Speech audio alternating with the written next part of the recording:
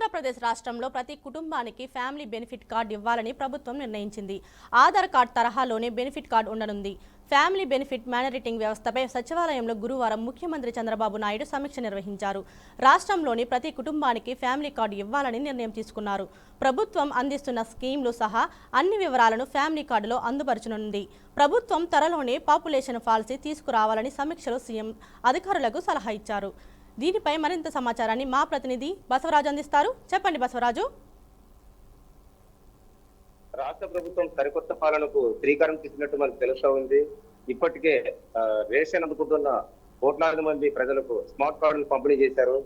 ఈ క్రమంలోనే ప్రభుత్వం తాజాగా ఏదైతే ఫ్యామిలీ బెనిఫిట్ కార్డు అమల్లోకి తీసుకురావాలని ఉపక్రమించినట్లు నిర్ణయం తీసుకున్నట్టు మనకు తెలుస్తా ఉంది. ఈ కార్డు ప్రజలకు అందుబాటులోకి తీసుకొచ్చాక ప్రభుత్వం నుంచి ఎలాంటి సహకారాలు అందాయి, ప్రభుత్వం ఎలాంటి మేలు ప్రజలకు చేసింది అనే అంశాలు సంక్షిప్తంగా ఈ కార్డులో నిక్షిప్తం చేస్తారు. ఈ కార్డు మూలంగా అంటే ప్రభుత్వం ఏదైతే 5 ఏళ్ల కాలంలో సూపర్ పథకాల్లో భాగంగా ఎందరో లబ్ధి పొందారు. అదేవిధంగా వితంతు పింఛన్లు, వికలాంగ పింఛన్లు, వృద్ధాప్య పింఛన్లు, అదేవిధంగా ఫ్రీ బస్సు, ఇలా రకరకాలుగా లేదా ఉచిత గ్యాస్, ఇలా అనేక సంక్షేమ పథకాలలో వివరాలు పొందుపరిచే విధంగా ఈ ఫ్యామిలీ బెనిఫిట్ కార్డు అందుబాటులో రానుంది. అదేవిధంగా పాపులేషన్ పాలసీని కూడా కూటమి ప్రభుత్వం తీసుకొస్తున్నట్టు తెలుస్తుంది. మొత్తంగా మనం గమనించినట్లయితే దశల వారీగా సూపర్ 6 పథకాలు అమలు చేస్తూ ప్రభుత్వము దీర్ఘకాలంగా పాలన చేయాలనే ఒక సదుద్దేశంతో అడుగులు వేస్తున్నట్టు మనకు తెలుస్తా ఉంది.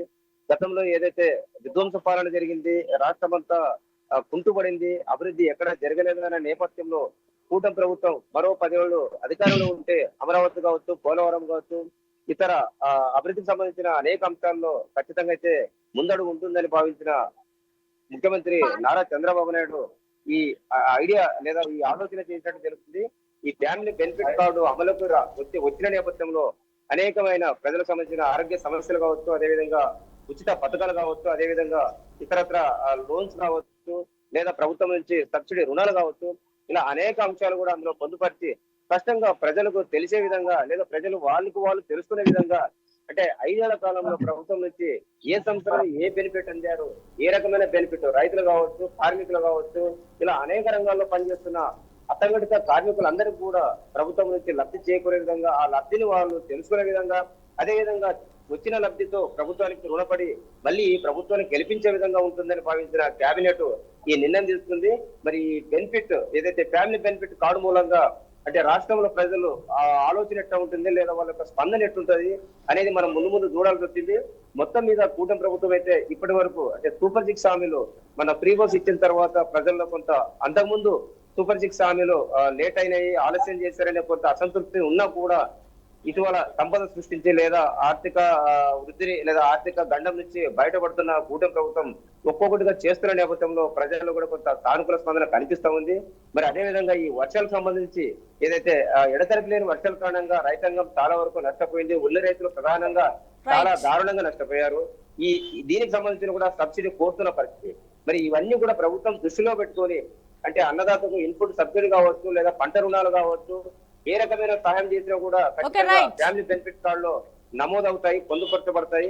ఆ రకంగా ప్రభుత్వం చేసిన మేలు తెలపడానికి లేదా ప్రజలు వాళ్ళు తెలుసుకొని ఈ కూటమి ప్రభుత్వాన్ని బలపరిచి మరింత ముందుకు తీసుకెళ్లడానికి ఉపయోగపడుతుందని చంద్రబాబు భావించినట్లు మనకు తెలుస్తా ఉంది. థాంక్యూ బసవరాజ్. జనసేన పార్టీ కార్యకర్తలతో ప్రజలతో మమేకమయ్యే దిశగా అడుగులు వేస్తోంది. ఈ మేరకు జనసేన అధినేత deputy CM Pawan Kalyan Janasena party తరఫున సేనతో సేనాని సమావేశాలకు శ్రీకారం చుట్టారు. ఈ నేపథ్యంలో గురువారం నుంచి 3 రోజుల పాటు విశాఖలో సమావేశాలు నిర్వహించనున్నారు. పవన్ కళ్యాణ్ 3 రోజులు విశాఖలోనే ఉండి కార్యకర్తలు, నేతలతో సమావేశం కానున్నారు. 2 తెలుగు రాష్ట్రాల నుంచి నాయకులు, కార్యకర్తలు భారీగా హాజరు కానున్నట్లు సమాచారం. ఈ మేరకు పార్టీ నాయకులు సమావేశాలకు సంబంధించి అన్ని ఏర్పాట్లు పూర్తి చేశారు. ఇక ఇదే అంశానికి సంబంధించిన మరింత సమాచారాన్ని మా ప్రతినిధి నందకుమార్ అందిస్తారు. చెప్పండి నందకుమార్. Thank you Jhansi. ఏదైతే విశాఖపట్నంలో జనసేనకి సంబంధించిన విస్తృత స్థాయి సమావేశానికి విశాఖపట్నం వేదిక అయిందనే చెప్పాలి. ప్రస్తుతానికి మనం ఏదైతే బీచ్ రోడ్ దగ్గర ఉన్న వైఎంసీఏ దగ్గర బేవ్యూ హోటల్ దగ్గర అయితే ఉన్నాం. వీడియో జర్నలిస్ట్ విజువల్స్ రూపాన్ని కూడా చాలా క్లియర్ గా చూపిస్తున్నాడు. ఏదైతే ఈ యొక్క జనసంద్రం ఒక రకంగా చెప్పాలంటే జనసేన నాయకులు మొత్తం ఈ ఏరియాని అంతటిని కూడా జనసేన నాయకుల కోసం ఒక జోష్ నింపే విధంగా ఈ యొక్క మొత్తం మొత్తం కటౌట్లన్నీ కూడా చాలా క్లియర్ గా పెట్టారు. మన వీడియో జర్నలిస్ట్ విజయ స్వరూపాన్ని కూడా చాలా క్లియర్ గా చూపిస్తున్నాడు. పూర్ణగా ఈ యొక్క పోలీస్ బందోబస్తు నడుమ ఈ యొక్క విస్తృత స్థాయి సమావేశం అంతా కూడా జరుగుతుందనే చెప్పాలి. దాదాపుగా ఈ యొక్క విస్తృత స్థాయి సమావేశానికి క్రియాశీల నాయకులుగా దాదాపు 14,000 మంది వస్తున్నట్టు కూడా మనకి ప్రాథమికంగా సమాచారం అయితే అందుతుంది. మీరు చూడొచ్చు, ఏదైతే ఏ హోటల్లోనైతే ప్రస్తుతానికి ఈ సమావేశం జరుగుతుందో దాన్ని వీడియో జర్నలిస్ట్ విజువల్స్ రూపాన్ని చూపిస్తున్నాడు. ఇక్కడ జనసేనకి సంబంధించిన కార్యకర్తలు అలాగే అభిమానులు వీర మహిళలు అందరూ కూడా ఇక్కడికి చేరుకొని ఈ యొక్క పవన్ కళ్యాణ్ కి అభిమానం తెలిపే విధంగా ఈ ప్రయత్నం అయితే చేస్తున్నారు. ఓవరాల్ గా మొత్తం పార్టీ క్యాడర్ అంతా కూడా ఈ యొక్క బేవ్యూ హోటల్ దగ్గరే వెయిట్ చేస్తున్నారు. మొత్తం పవన్ కళ్యాణ్ కి అన్ని విధాలుగా స్వాగతం పలికి ఈ యొక్క బేవ్యూ హోటల్ అయితే తీసుకొని వచ్చారు. ఇదే నేపథ్యంలో చూసుకుంటే దాదాపుగా ఈ యొక్క విస్తృత స్థాయి సమావేశానికి ముఖ్యంగా కూటమి ప్రభుత్వంతో ఏదైతే జనసేన ఈ యొక్క సపోర్ట్ గా ఉండి వీటన్నిటికీ కూడా అంటే ప్రజలకి ఎటువంటి సంక్షేమ కార్యక్రమాలు అందించే దిశగా ప్రయత్నం చేస్తుందో వాటన్నిటిని కూడా ప్రజల్లోకి తీసుకెళ్లే దిశగా ప్రయత్నం చేయాలనేదే ప్రధానంగా ఇప్పుడు పవన్ కళ్యాణ్ లోపల సమావేశంలోని ఈ యొక్క ఎవరైతే ముఖ్య నాయకులు ముఖ్యంగా లెజిస్లేటివ్ డిపార్ట్మెంట్ కి సంబంధించిన ఎమ్మెల్సీ ఎమ్మెల్యే అలాగే ఎంపీలకి ఈ లోపల ఈ విస్తృత స్థాయి సమావేశం అయితే జరుగుతుంది. కేవలం ఈ యొక్క సమావేశంలో దిశానిర్దేశం చేస్తున్నారు. ముఖ్యంగా ఈ యొక్క కార్యక్రమానికి అయితే పెట్టిన పేరు సేనాతో సేనాని అని పెట్టారు. ముఖ్యంగా అంటే ఈ యొక్క సేన ఎవరైతే జనసేనకి సంబంధించిన కార్యకర్తలు వీర మహిళలు పార్టీ క్యాడర్ ముఖ్య నాయకులు ఎవరైతే ఉన్నారో వాళ్ళందరికీ కూడా ఒక దిశా నిర్దేశం చేసే దిశగానే చేస్తున్న ప్రయత్నంలో భాగంగానే ఈ యొక్క కార్యక్రమం పెట్టారు. అయితే మొదటి రోజుగా ఈ బేవ్యూ హోటల్ దగ్గర మొత్తం లెజిస్లేటివ్ డిపార్ట్మెంట్ కి సంబంధించిన వాళ్ళందరితోటి పెట్టారు. రేపు మొత్తం కూడా కార్యకర్తలతో కూడా ఇదే సమావేశం ఉంది. అలాగే ఎల్లుండి ఏదైతే విశాఖపట్నం దక్షిణ నియోజకవర్గంలోనే ఉన్న పాత నగరంలో ఉన్న మున్సిపల్ స్టేడియం ఏదైతే ఉందో ఆ స్టేడియంలోనే మొత్తం కార్యకర్తలు అభిమానులు అలాగే జనసేన నాయకులు అలాగే వీర మహిళలు వీళ్ళందరితో కూడా విస్తృత స్థాయి సమావేశాన్ని ముఖ్యంగా పార్టీలోని జోష్ పెంచే దిశగా కార్యకర్తల్లో ఒక జోష్ పెంచే దిశగానే ఈ యొక్క కార్యక్రమం చేస్తున్నారు. అలాగే ప్రజల దగ్గర మనసును దోచుకునే విధంగా జనసేన ప్రతి ఒక్క ఇంట్లోకి వెళ్లాలనేది ప్రధాన అంశంగా మనకైతే తెలుస్తుంది. ఇదే నేపథ్యంలో చూసుకుంటే ఇప్పటి వరకు ఈ యొక్క కార్యక్రమంలో చేస్తున్న ఈ యొక్క మొత్తం ఎవరైతే ఎమ్మెల్సీలు ఎంపీలు వాళ్ళందరితోటి మాట్లాడి పార్టీ క్యాడర్ ని పెంపొంచే దిశగానే ప్రయత్నం చేయాలని చెప్పి పార్టీ నాయకులందరికీ కూడా చెప్తున్నారు. ఇప్పటికే మీరు చూడొచ్చు, వీడియో జర్నలిస్ట్ విజువల్స్ రూపాన్ని కూడా చూపిస్తున్నారు. పార్టీకి సంబంధించిన అధికార నేతలందరూ కూడా ఇప్పుడిప్పుడే ఈ యొక్క బయలుదేరి వెళ్తున్న నేపథ్యంలో ముఖ్యంగా ఈ యొక్క పార్టీని బలోపేతం చేసే దిశగా జనాలని దగ్గరగా అవ్వాలి, ప్రజల మనసుని దోచుకోవాలి, ప్రజలు అదే ప్రభుత్వం చేస్తున్న సంక్షేమ పథకాలన్నీ కూడా ప్రజలకు వెళ్లే విధంగా చేయాలనేది ప్రధాన అంశంగా జరుగుతుంది. Jhansi. Right, thank you Nandakumar. ఏపీలో భారీ వర్షాల ప్రభావం కొనసాగుతుంది. ముఖ్యంగా దక్షిణ కోస్తా జిల్లాలో ఎడతెరిపి లేని వర్షాలు కురుస్తున్నాయి. వీటి ప్రభావంతో నదుల్లో భారీగా నీరు వచ్చి చేరుతుంది. కృష్ణా, గోదావరి జిల్లాల్లో ఉన్న 2 నది పరివాహక ప్రాంతాల్లోని అధికారులు అలర్ట్ అయ్యారు. ప్రజల్ని సురక్షిత ప్రాంతాలకు తరలించేందుకు వీలుగా అన్ని ఏర్పాట్లు చేస్తున్నారు. మంత్రులు అనిత, సత్యప్రసాద్ అధికారులతో నిత్యం సమీక్షిస్తున్నారు. ఇక ఇదే అంశానికి సంబంధించి పూర్తి సమాచారాన్ని మా ప్రతినిధి భార్గవ్ అయితే అందిస్తారు. చెప్పండి భార్గవ్.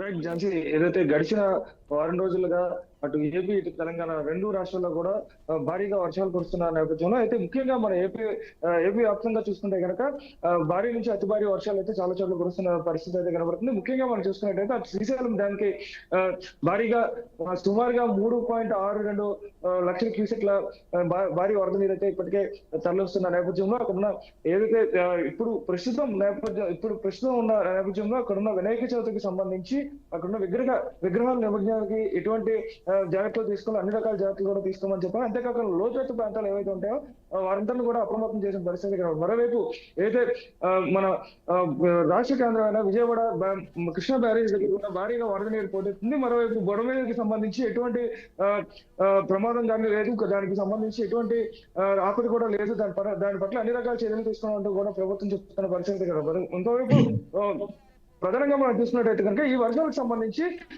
ఏదైతే వాతావరణ శాఖ ఎండీ ఎవరైతే ఉన్నారో ఆయన ఇప్పటికే 3వ ప్రమాద హెచ్చరిక కూడా జారీ చేసిన పరిస్థితి కనబడుతుంది. ముఖ్యంగా మనం చూసుకున్నట్టయితే అటు ఉత్తర కోస్తా దక్షిణ కోస్తాలో అయితే మాత్రం కొంతవరకు దక్షిణ కోస్తాలో అయితే ఎడతెరపులేని వాన కురుస్తున్న పరిస్థితి కనబడుతుంది. ముఖ్యంగా లోతట్టు ప్రాంతంలో ఉన్న ప్రజలందరినీ కూడా అప్రమత్తం చేసిన పరిస్థితి కనబడుతుంది. రాష్ట్ర వ్యాప్తంగా కూడా ఈ వర్షాల కారణంగా భారీగా వచ్చే వరదల కారణంగా ఎటువంటి అవాంఛనీయ సంఘటనలు జరగకుండా అన్ని రకాల జాగ్రత్తలు కూడా తీసుకున్న పరిస్థితి కనబడుతుంది. ఎక్కడికెక్కడ పునరావాస కేంద్రాలు ఏర్పాటు చేసిన పరిస్థితి కనబడుతుంది. మరోవైపు అయితే ఈ వర్షాల కారణంగా ముఖ్యంగా రైతులకి సంబంధించి పంట నష్టం కానీ ఎవరికైతే ఎక్కడెక్కడ జరుగుతుందో దానిపైన కూడా పూర్తి స్థాయిలో దృష్టి పెట్టాలి. ఖచ్చితంగా వారికి ఎటువంటి పంట నష్టం అయితే ఉంటుందో దానికి పరిహారంగా కూడా ఇచ్చే దిశగా ప్రభుత్వం కూడా అన్ని రకాల చర్యలు తీసుకోవాలని కూడా చూస్తున్న పరిస్థితి కనబడుతుంది. Right, thank you Bhargav. బంగాళాఖాతంలో ఏర్పడిన అల్పపీడనం ప్రభావంతో తెలంగాణలో భారీ వర్షాలు కురుస్తున్నాయి. ఉమ్మడి మెదక్, కామారెడ్డి, హైదరాబాద్తో సహా అనేక జిల్లాలు వర్షాల దెబ్బకి అతలాకుతం అయ్యాయి. కామారెడ్డిలో భారీగా కురుస్తున్న వర్షాలకు పలు ప్రాంతాలు నీట మునిగాయి. రోడ్లన్నీ చెరువులను తలపిస్తున్నాయి. రోడ్డుపై నిలిపిన కార్లు వరద నీటితో కొట్టుకుపోయాయి. వరదలు, భారీ వర్షాల వల్ల ప్రభావితమైన జిల్లాలలో సీఎం రేవంత్ ఏరియల్ సర్వే నిర్వహించారు. వర్షాల నేపథ్యంలో 25 జిల్లాలకు ఎల్లో అలర్ట్ జారీ చేశారు. ప్రజలు అప్రమత్తంగా ఉండాలని అధికారులు సూచించారు. ఇకపై దీనిపై మరింత సమాచారాన్ని మా ప్రతినిధి రాజు అందిస్తారు. చెప్పండి రాజు. భారీ వర్షాలు కామారెడ్డి జిల్లాలో అతలాకుతలం చేస్తున్నాయని చెప్పొచ్చు. గత 2 రోజులుగా కురిసినటువంటి భారీ వర్షాల వల్ల వాగుల వంకలు పొంగి ప్రవహిస్తున్నాయి. మరోవైపు మంజరా నది పొంగి ప్రవహిస్తున్నటువంటి నేపథ్యంలో కొన్ని గ్రామాలు అయితే జల దిగ్బంధంలో చిక్కుకున్నటువంటి పరిస్థితి మనం చూస్తున్నాం. ప్రధానంగా ఉమ్మడి నిజామాబాద్ జిల్లా వరద ప్రధానంగా పేరుగాంచినటువంటి నిజాం సాగర్ అయితే 2 లక్షలకు పైగా 2 లక్షల క్యూసెక్ల వరద నీరు వస్తున్నటువంటి నేపథ్యంలో 25 గేట్ల ద్వారా దాదాపు 2,20,000 క్యూసెక్ల వరద నీటిని గోదావరిలోకి అయితే అధికారులు విడుదల చేస్తున్నారు. మంజరా నది పరవలు తొక్కుతూ గ్రామాలను ముంచెత్తినటువంటి ఆ పరిణామ క్రమంలో ఇప్పటికే కొన్ని గ్రామాలు జల దిగ్బంధమైనటువంటి పరిస్థితి. జలం అయితే విలయ తాండవం చేస్తుంది ఆ ప్రాంతంలో.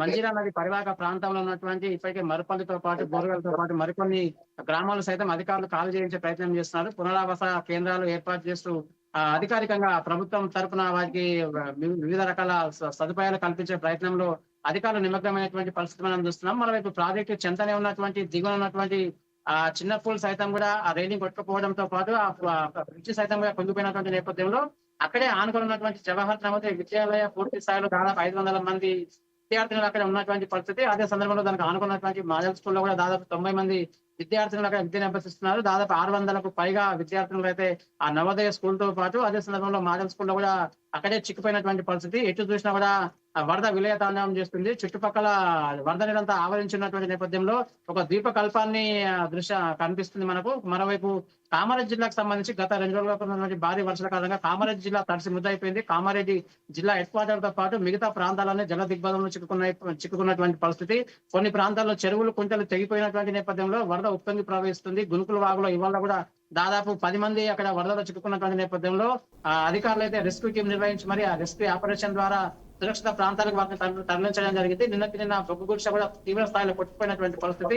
మరికొన్ని ప్రాంతాలు నీలమట్టమైనటువంటి నేపథ్యంలో పూర్తి స్థాయిలో అధికారులకు అప్రమత్తమై తగు జాగ్రత్తలు చేపట్టినటువంటి పరిస్థితులు చూస్తున్నాం. ఉమ్మడి నిజామాబాద్ జిల్లాకు సంబంధించి నిజామాబాద్ జిల్లాలో అక్కడక్కడ పూర్తి స్థాయిలో వర్షాలు కురిసినటువంటి నేపథ్యంలో కొద్దిమేర వరద తగ్గుముఖం పట్టినటువంటి నేపథ్యంలో కామారెడ్డి జిల్లాలో మాత్రం రెడ్ జోన్ గా ప్రకటించినటువంటి ఐఎండీ వాతావరణ హెచ్చరికల నేపథ్యంలో గత 2 రోజులుగా నిర్విరామంగా కురిసినటువంటి వర్షాలు అయితే జిల్లాను అతలాకుతలం చేసినటువంటి పరిస్థితి. ఇప్పటికే మరిపల్లి గ్రామం అంతా పూర్తి స్థాయిలో తుడుచుకుపెట్టిపోయినట్టుగా మనకున్నటువంటి సమాచారం. నవోదయ స్కూల్ తో పాటు మోడల్ స్కూల్లో ఉన్నటువంటి ఇప్పటికే 600 మంది విద్యార్థినులు అయితే చిక్కుమిక్కు మధ్య కాలం వెళ్తున్నారు. ఒకవేళ ఇన్ కేసు ఎమర్జెన్సీ కేసు అయితే కనుక తీవ్ర స్థాయిలో ఇబ్బంది పడే అవకాశం ఉందని చెప్తున్నటువంటి పరిస్థితి. ఇప్పటికే CM Revanth Reddy aerial survey నిర్వహించారు. కామారెడ్డిలో ఆయన రివ్యూ మీటింగ్ అయితే వాయిదా పడేసి వాతావరణం అనుకూలించలేని కారణంగా రివ్యూ మీటింగ్ మాత్రం మెదక్కు షిఫ్ట్ చేసినటువంటి పరిస్థితి. మొత్తంగా ఉమ్మడి నిజామాబాద్ జిల్లాకు సంబంధించి కామారెడ్డిలో వరద విలయ తాండవం చేస్తున్న నేపథ్యంలో పూర్తి స్థాయిలో వరద దాటికి ఉప్పొంగి ప్రవేశించిన నదుల పట్ల ప్రజలైతే తీవ్ర స్థాయిలో భయాందోళన వ్యక్తం చేసే పరిస్థితి మనం చూస్తున్నాం. Thank you Raju.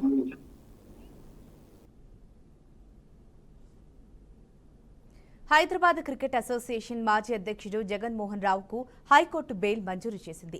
బెయిల్ పొందేందుకు 1,00,000 చొప్పున 2 షూరిటీలు సమర్పించాలని న్యాయస్థానం ఆదేశించింది. ప్రస్తుతం జగన్మోహన్ రావు చెర్లపల్లి జైల్లో రిమాండ్లో ఉన్నారు. కేసుకు సంబంధించి పూర్తి విచారణ కొనసాగుతున్న సమయంలో బెయిల్ ఇస్తూ కోర్టు పలు షరతులతో విడుదలకు అనుమతినిచ్చింది. అవినీతికి సంబంధించిన ఆరోపణల నేపథ్యంలో ఆయన అరెస్టు కాగా కేసు పరంగా ఆయనపై దర్యాప్తు కొనసాగుతోంది. కోర్టు బెయిల్ మంజూరు చేయడంతో జగన్మోహన్ రావు త్వరలోనే జైలు నుంచి విడుదలయ్యే అవకాశం ఉంది. ఇక ఇదే అంశానికి సంబంధించిన మరింత సమాచారాన్ని మా ప్రతినిధి శ్రీనివాస్ అందిస్తారు. చెప్పండి శ్రీనివాస్.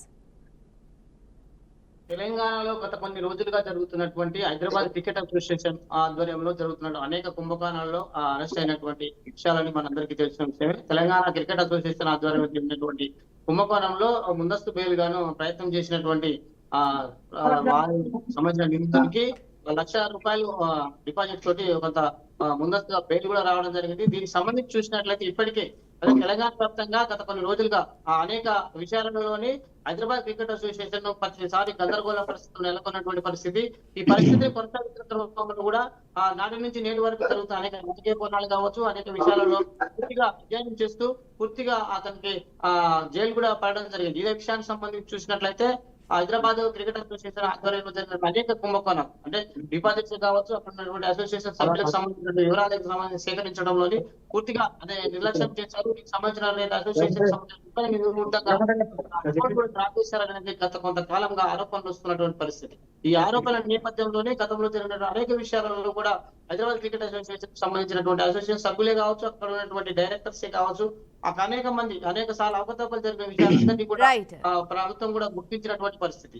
ఈ విషయాన్ని ధృవీకరించడం కొరకు గతంలో జరిగిన అనేక ఫిర్యాదులు కావచ్చు, దానికి సంబంధించినటువంటి ఫిర్యాదు చేసినటువంటి కమిటీలు కూడా పూర్తిగా అధ్యయనం చేసినటువంటి పరిస్థితి. ఇతనికి బెయిల్ రావడానికి మాత్రం పూర్తిగా షరతులతో కూర్చుకున్నటువంటి ₹1,00,000 డిపాజిట్ తో షరతులతో బెయిల్ కూడా మంజూరు అయినటువంటి పరిస్థితి. ఇది తెలంగాణలో జరుగుతున్నటువంటి హైదరాబాద్ కేంద్రంగా ఉన్నటువంటి క్రికెట్ అసోసియేషన్ సంబంధించినటువంటి బెయిల్ కు కానీ సంబంధించినటువంటి విచారణకు సంబంధించిన తాజా సమాచారం. Right, thank you Srinivas. Jammu కాశ్మీర్లో భారీ ఎన్కౌంటర్ జరిగింది. భద్రతా దళాల చేతిలో 2 ఉగ్రవాదులు హతమయ్యారు. గురువారం బందిపోరా గురేజ్ స్టేట్లోని నౌష్రో నాడ్ ప్రాంతంలో నియంత్రణ రేఖ ఎల్ఓసి వెంబడి 2 ఉగ్రవాదులు చొరబాటుకు ప్రయత్నించారు. అప్రమత్తమైన దళాలు ఉగ్రవాదుల చొరబాటు ప్రయత్నాన్ని భగ్నం చేసిందని అధికారులు తెలిపారు. 2 చొరబాటుదారులను భద్రతా దళాలు మట్టుబట్టాయని వెల్లడించారు. ఇక ఇదే అంశానికి సంబంధించి పూర్తి సమాచారాన్ని మా ప్రతినిధి రాజేంద్ర అయితే అందిస్తారు. చెప్పండి రాజేంద్ర. Thank you Fatima. జమ్మూ కాశ్మీర్ లో మళ్ళీ తుపాకుల తూటాలు పేలుతున్న పరిస్థితి కనిపిస్తా ఉంది. ఇప్పటికే పాక్ భారత్ పై కవ్వింపు చర్యలు కొనసాగిస్తున్న నేపథ్యంలోనే ఉగ్రవాదులు రహస్య మార్గం ద్వారా భారత్ లోకి ఎంటర్ అవుతున్న పరిస్థితులను ఇంటెలిజెన్స్ వర్గాలు హెచ్చరికలు ఎప్పటికప్పుడు జారీ చేస్తున్న పరిస్థితి. ఈ నేపథ్యంలోనే భద్రతా బలగాలు అప్రమత్తమై ఉగ్రవాదులను నివారించేందుకు ప్రత్యేకమైన చర్యలు తీసుకుంటున్న పరిస్థితి కనిపిస్తుంది. జమ్మూ కాశ్మీర్ లో ఇదే నెలలో మొదటి వారంలో ఎన్కౌంటర్ సంఘటన చేసుకుంది. తాజాగా మరో ఎన్కౌంటర్ సంఘటన చేసుకుని ఈ ఘటనలో 2 ఉగ్రవాదులు హతమైన పరిస్థితి అక్కడ చోటు చేసుకుంది. ఏదైతే ఉగ్రవాద నిరోధక సంబంధించి పెద్ద ఎత్తున భద్రతా బలగాలు మాత్రం వ్యూహాత్మక విధానాలతో ముందుకెళ్తున్నాయని చెప్పవచ్చు. ఎల్ఓసి మార్గం గుండా ఈ చొరబాటుదారు ప్రవేశిస్తున్నారనే ఒక సమాచారంతో నిఘా వర్గాలు మరింతగా అక్కడ మకాం వేసి అవసరమైన భద్రతా చర్యలు చేపడుతున్న పరిస్థితి కనిపిస్తుంది. ఎల్ఓసి మార్గం గుండా ద్వారా డ్రోన్లు పాక్ కు సంబంధించిన డ్రోన్లు సంచరించడం కలకలం రేపింది. ఈ నేపథ్యంలోనే భద్రతా బలగాలు మరింత అప్రమత్తమై సరిహద్దు ప్రాంతాల్లో మాత్రం పహారా కాస్తున్న పరిస్థితులు ఉన్నాయి. ఏదే ఉగ్రవాదుల చర్యలను ఎప్పటికప్పుడు నివారించేందుకు అవసరమైన సంఘటనలకు సంబంధించి అక్కడ పూర్తి స్థాయి చర్యలు తీసుకున్న పరిస్థితులు కనిపిస్తున్నాయి. తాజాగా జరిగిన సంఘటనతో మాత్రం భారత భద్రతా బలగాలు మరింత అప్రమత్తంగా వ్యవహరిస్తున్న పరిస్థితులు కనిపిస్తున్నాయి. రహస్య మార్గాల ద్వారా ఏదైతే ఇండియాలోకి ప్రవేశించే పరిస్థితులు ఉన్నాయో వాటిని నివారించేందుకు మాత్రం ముమ్మరమైన చర్యలు చేపడుతున్న పరిస్థితులు కనిపిస్తున్నాయి. ఆపరేషన్ అకల్ పేరుతో భద్రతా బలగాలు నిర్వహిస్తూనే ఉగ్రవాద నిరోధకానికి సంబంధించిన చర్యలు మాత్రం ముమ్మరం చేశారు. వ్యూహాత్మకంగా వ్యవహరిస్తూ ఎప్పటికప్పుడు చాలా అలర్ట్ గా ఉంటూ ఉగ్రవాదులను ఇండియాలోకి ఎంటర్ కాకుండా చూసేందుకు కూడా అవసరమైన చర్యలు తీసుకుంటున్న పరిస్థితులు కనిపిస్తున్నాయి. దీంతో కొంత బార్డర్ లో మాత్రం టెన్షన్ వాతావరణం నెలకొందని చెప్పవచ్చు. Right, thank you Rajendra.